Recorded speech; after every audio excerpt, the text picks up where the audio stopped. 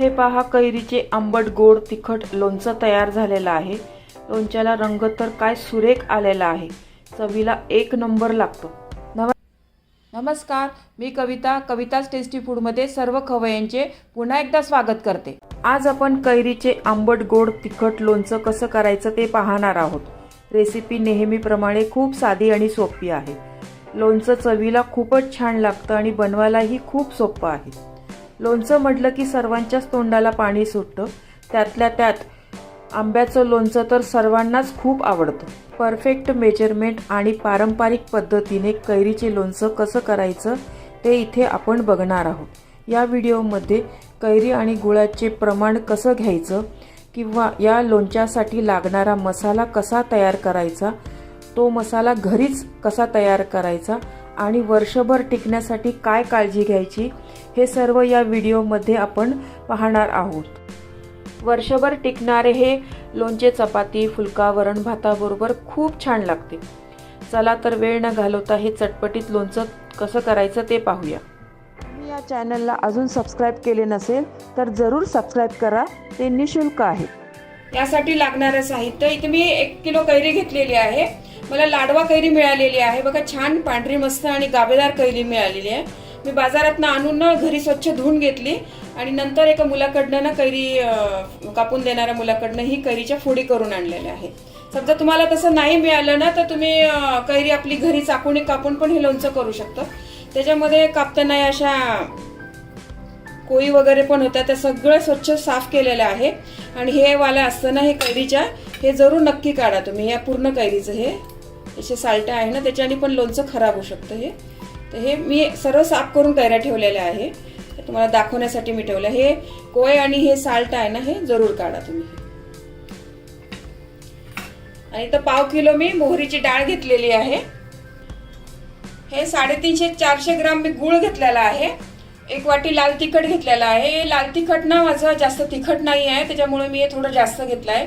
तुमचं लाल तिखट कसं आहे त्याच्यावर तुम्ही ठरवून घेऊ शकता। अर्धा किलो शेंगदाणा तेल घेतलेलं आहे। हे लवंग आणि मिरी, एक 10-12 लवंग आणि 12-13 मिरी घेतलेली आहे। अर्धा पाव मीठ घेतलेला आहे। 1 चमचा हळद, 25 ग्राम सोप घेतलेली आहे। 1 चमचा कलोंजी, 1 चमचा हिंग घेतलेला आहे। 1 चमचा मेथी दाणा आणि 1 चमचा दालचिनी पावडर घेतलेली आहे। हे दालचिनी पावडर वगैरे सगळं ना मी हे या चमच्याच्या प्रमाणाने घेतलेलं आहे। लोणच्यात घालण्यासाठी ना मी बघा असा हिंग घेतला आहे, खडा हिंग। लोणचं किंवा मसाल्यामध्ये ना तुम्ही असाच हिंग घाला, याच्याने सुवास पण छान येतो, एकदम स्ट्रॉंग आहे याचा सुवास आणि लोणचं पण खराब होत नाही। याचीच मी ही हिंगाची पावडर करून घेतलेली आहे। तुम्ही अजून या चॅनलला सबस्क्राईब केले नसेल तर सबस्क्राईब बटनला क्लिक करा आणि बेल आयकॉनला प्रेस करायला विसरू नका, जेणेकरून नवीन रेसिपीचे नोटिफिकेशन तुम्हाला येतील। इकडे गॅसवर ना मी तेल गरम करायला ठेवलेलं आहे। तेल आपल्याला एकदम चांगलं धूर येईपर्यंत गरम करून घ्यायचं आहे। आणि इकडे दुसऱ्या गॅसवर ना एका कढईमध्ये आपण हे मसाले ना थोडेसे भाजून घेऊया। जास्त नाही भाजायचे, अगदी आपल्याला एक अर्धा मिनिट। मेथीला जास्त भाजलं ना तर जास्त कडवटपणा येतो, त्याच्यामुळे मेथी ना जास्त भाजू नये आपण। त्यातच मी ही बडीशेप पण टाकून भाजून घेते अगदी थोडी, एक अर्धा मिनिट। जर ओलसर वगैरे जरा असेल ना तर यातनं मॉइश्चर निघून जाईल असं।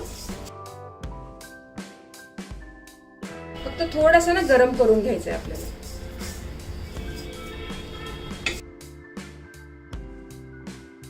हे झाली आता गरम, मी काढून घेते। याच कढईमध्ये ना मोहरीची डाळ पण आपण एक अर्धा मिनिट फक्त भाजून घेऊया।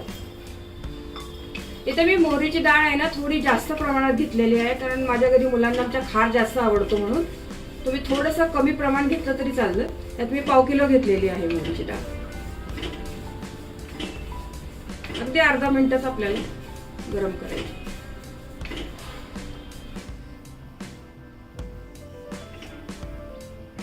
झाली आपली थोडी गरम झालेली आहे, ही पण काढून घेते। तेल आपलं एकदम छान गरम झालंय बघा, कसा धूर येतोय। मी आता गॅस बंद करते आणि इकडे ते आपली कढई गरम आहे ना त्याच्यातच हे मीठ थोडंसं गरम करून घेते मी। आणि लोणच्यासाठी तुम्ही मीठ घेत असाल ना तर नवीन पुडीच थोडा तुम्ही, आधी आपण जे वापरत असतो ना ती नका, त्याला जरा ओलसरपणा पण असू शकतो। कढई गॅस बंद केलेला आहे मी आता। गरम आपली कढई आहे ना त्याच्यातच थोडंसं मीठ असं भाजून घेते. मेथी आणि बडीशेप ना आता गार झालेली आहे. मी मिक्सरच्या भांड्यात ना एकदम बारीक पावडर नाही करायची, थोडी जाडसरच पावडर करून घेते. या मिक्सरच्या भांड्यामध्ये मी आधी दालचिनीची पावडरच केलेली आहे म्हणून मी तेच वापरते आहे. आणि लोणचं करताना ना तुम्ही पाण्याचा हे बघा, म्हणजे लक्ष ठेवा की पाण्याचा हात कुठे लागणार नाही आपलं, त्याच्याने पण लोणचं खराब होण्याची भीती असते. मेथी दाणा आणि बडीशेप मी असं बारीक करून घेतलेला आहे बघा, जास्त बारीक नाही केलेला आहे. आणि तेल पण आपलं थोडंसं गार झालेलं आहे. तेल अगदी थोडंसं गार केलेलं आहे. मी एक मिरी टाकून बघितली होती बघा. आता बाकीचे पण लवंग आणि मिरी टाकते याच्यामध्ये आणि हे हिंग टाकते.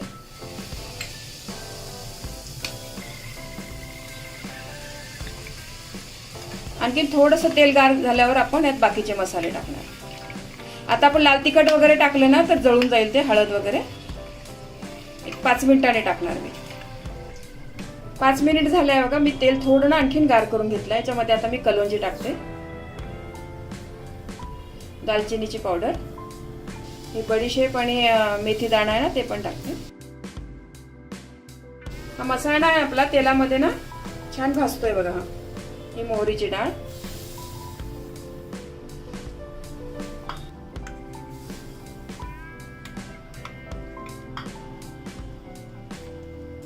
एकदम तेल गार पण नका होतो तुम्ही, म्हणजे आपला मसाला ना छान भाजला पाहिजे. त्याच्यात लाल तिखट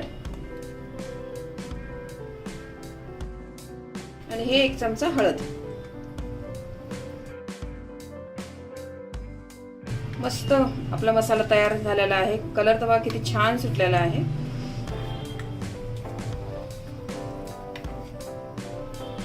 आता आपण याला पूर्ण गार होऊ द्यायचं आणि मग बाकीचं हे टाकूया त्याच्यामध्ये, गूळ वगैरे.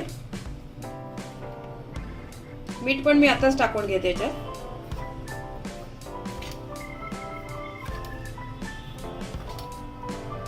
या चमच्याने ना 5 चमचे मीठ टाकलेलं आहे. कमी जास्त वाटलं ना तर तुम्ही परत याच्यात टाकू शकता लाल तिखट, मीठ वगैरे. आता हे पूर्ण गार करून घेते. अजून पण जरा आता गरम आहे. हे बघा आपला मसाला पूर्ण गार झाला आहे आता. छान कलर तर बघा किती मस्त आलेला आहे, एकदम लाल मस्त कलर आलेला आहे. आता मी या फोडींमध्ये ना हा मसाला घालते.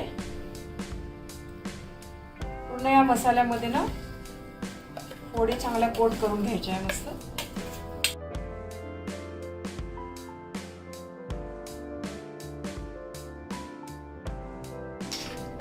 हा मसाला आपण कालवतोय ना तर स्टीलचंच भांडं घ्या, स्टीलचं नाही तर काचेचं. ॲल्युमिनियम, पितळाचं नका घेऊ हे भांडं. त्याच्यामध्ये ना कैऱ्याच्या आंबटपणामुळे त्याचा अर्क उतरतो आणि टेस्ट बदलते. स्टीलचं भांड्यातच करा तुम्ही. जर काचेचं असेल तर मग काचेचा पण वापर करा.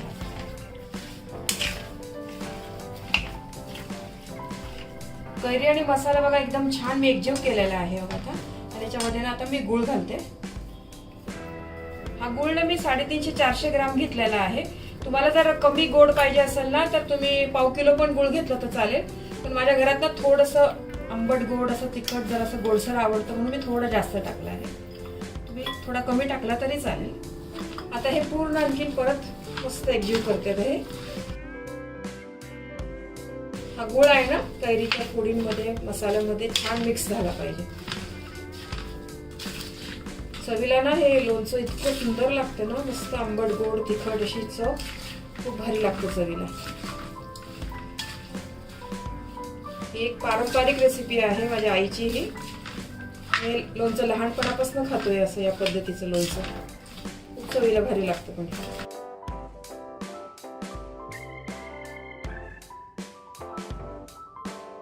गूळ मी छान मिक्स केलेला आहे या मसाल्यामध्ये कैरीच्या. आता आपण हे 2 ते 3 दिवस ना असं झाकून ठेवूया. फक्त सकाळ संध्याकाळ तुम्ही हलवत राहायला, म्हणजे गूळ वगैरे चांगला एकजीव झाला पाहिजे. आणि नंतर आपण हे लोणचं भरणीत भरूया. हे 3 दिवस ना मी असं झाकून ठेवते, पण सकाळ संध्याकाळ ना त्याला एकदा खाल्लवर करायचं, असं हलवायचं. मस्त मुरलंय बघा आपलं लोणचं. हे लोणचं मी 3 दिवस ना कढईमध्ये मुद्दामून असं ठेवलं होतं की आपल्याला मसाला गूळ वगैरे ना या कढईमध्ये असं ठेवल्यामुळे ना रोज सकाळ संध्याकाळ हलवता यावं म्हणून असं बरणीमध्ये ठेवलं असताना तर व्यवस्थित हलवता येत नाही. आता आपला गूळ वगैरे ना छान विरघळला आहे बघा याच्यामध्ये. तर आपण आता बरणीमध्ये हे लोणचं भरूया. यासाठी ना मी काचेची ही भरणी घेतलेली आहे. छान उन्हामध्ये ना वाळवून घेतलेली आहे एक दिवस. आता मी ना हिला हिंगाची थोडीशी धुरी देणार आहे, तर ते दाखवते तुम्हाला. आपण आता ना धुरी देऊया. या कढईमध्ये ना मी थोडासा हिंग घालते. हे हिंग असा गरम होतोय ना, तर धूर येतोय ना, तर आपण हे असं भरणी याच्यावर धरायची. लोणचं मग आपलं खराब होत नाही याच्यामुळे असं केल्याने. झाकण पण धरायचं.